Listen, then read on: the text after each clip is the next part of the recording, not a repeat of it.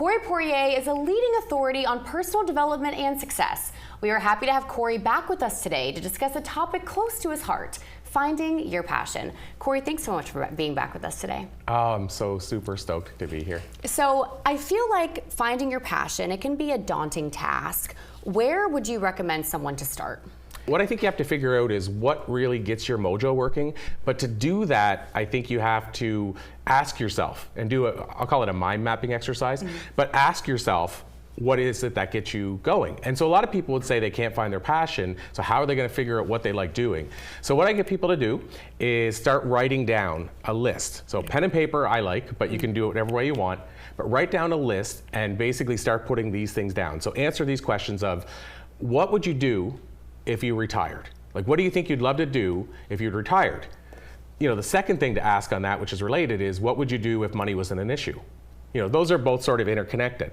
So, really start making a list. Okay, well, what I love doing, so what I would do if I wasn't working is photography. Could be an example. Okay. Or for me, years ago, I performed stand-up comedy. Don't recommend that for anybody, but I might put that on my list. And then, so really you're building this list where you're asking these questions like, again, what would I do if I retired? What would I do if money wasn't an issue? What do I love to do? What do people say I'm good at doing? A big one is, what did I love when I was a kid? And then I might even add that, follow up with that is, when somebody told me to stop doing it, it wasn't practical, what did I stop doing? And so what you're doing here is building a list of these things that get you excited that you don't watch the clock when you're doing. That's, I call it the first step, because now you at least know what might be possible for you and what you might actually enjoy. Writing the list, that can be the easy part, right? What advice do you have for somebody who, has trouble kind of prioritizing, jump starting on actually, moving forward with their passion, whether due to, societal pressure or, financial stability and things of that nature? I mean, this brings up a great question, because I feel like, and for years I did talks and companies were like, why would we bring you in to talk about helping our staff find their passion so they can leave and go somewhere else? And that's not really, for me, that's not really what has to happen. So to answer your question more directly, I did it on the side. So when I said I did stand-up comedy, that's what led me to do where I am today. But I didn't give up the job because I was doing stand-up. So I would go perform stand-up in the evenings. I ended up doing that over 9 years. And I never did stand-up full time. But it evolved into me discovering this little thing called public speaking, which I was terrified of, but helped me discover, terrified. But it helped me discover that.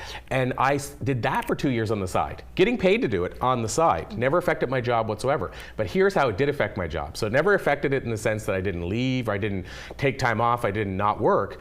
But when I came into work, people were like, did you meet someone? You have a different feel about you. So I actually brought the passion into my work. And so to me, I look at all those directors and writers and actors in Hollywood who worked as a cab driver or worked at a restaurant as a waitress and ended up making it. Well, they did the acting and all the stuff on the side. So my answer is, I think you can do it on the side without affecting your family, your finances. I mean, I know people would say, well, I don't have any more time to do something like that.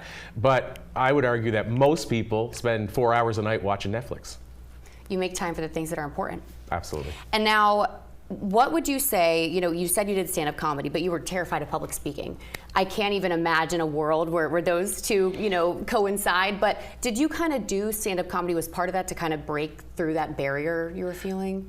In reverse, meaning I didn't know that's what I was doing, so I didn't intentionally say I'm gonna, well, I'll correct that. So how it started is I wrote a stage play, put it in a fringe festival, never wanted to act. I was the writer-director, and one of the actors, the lead actor, sprained his ankle, and so he still did the role, but he needed more time for costume changes. So I needed to write extra parts, and nobody could take on more parts, and there's only one other person that knows the lines, the person that doesn't want to be a stage. So what I did was I wrote a part where I had a wig on, and I walked out with my back to the audience, and I was still covered in sweat. And so I was like, ugh, maybe this isn't my thing. And so I asked one of the actors, how can I get over this fear? Where I remember we were driving home and he said, well, I don't know if this is the answer, but I'm going to a stand-up comedy workshop at the university. Do you want to join me? And I said, that sounds terrifying. I'm in. Because if you're going to face a fear, face it head on. So I went there with the idea that I might never get on a stage, but I want to learn about this. And the third week, we were tricked into performing stand-up comedy. And I ended up going up first and bombed, as they call it in comedy. No laughs. Went back the next week, no laughs, and did that for probably 6 months and got 1 laugh after 6 months. Wow. Well, look at you now. Now, Corey, so we're actually going to have you back on the show next week to talk about, a personal mission statement, which I'm really excited to dive into. But thanks for joining us today, and I can't wait for next week. Thank you so much. We're back in 2 minutes.